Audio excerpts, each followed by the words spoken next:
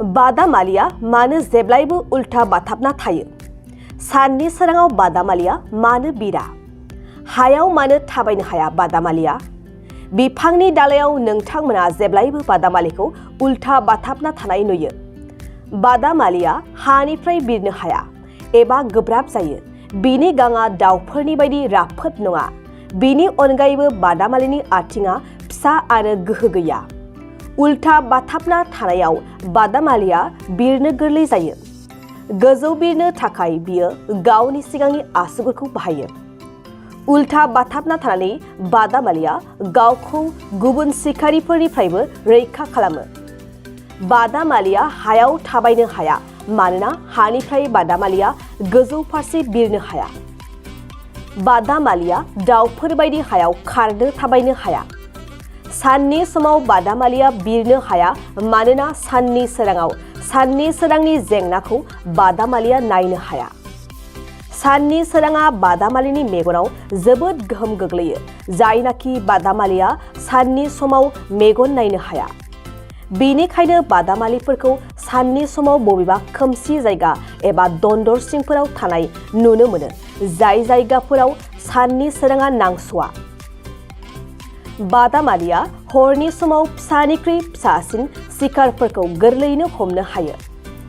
बादामालिया हरनि समाव शिकार खालामो। शिकार खालामनो थाखाय बादामालिया गावनि खुगा आरो गन्थंनिफ्राय मोनसे सोदोब हगारो।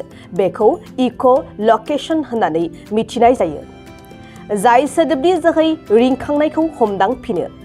बे रिंखांनायजोंनो बादामालिया गावनि शिकार आरो गासै थासारिखौ गोरलैयैनो हमदांनो हायो। बेबायदिनो बादामालिया हरनि समाव शिकार खालामो।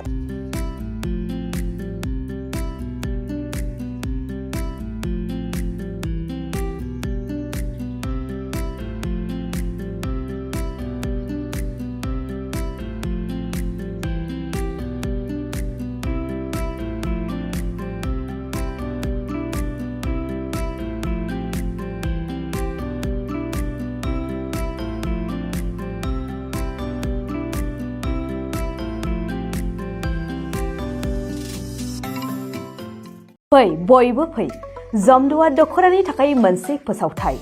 गसाइगाव महकुमानि सिङाव थानाय जमदुवार दख'रा एबसुआ सानथामनि हाबाफारिजों गाजा गोमजायै 5थि खेब बोसोरसालिया जथुम्मा खुंफुंगोन। फैगौ नबेम्बर दाननि 6, 7 आरो 8 खालारखालि सानथामनि मेहेरगोनां हाबाफारिजों गाजा गोमजायै खुंफुंगोन।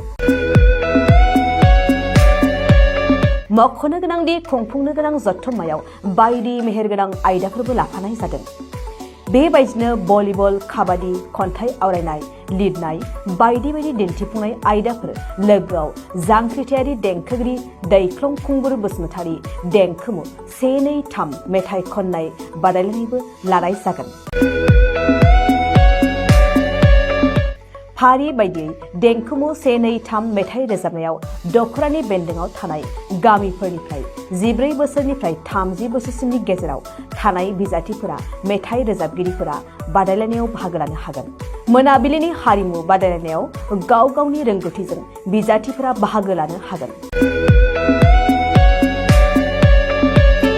एक्जिबिशन दिन्थिफुंनायखौ 6 नबेम्बरनिफ्राय जोबजासिम नुनो मोनगोन।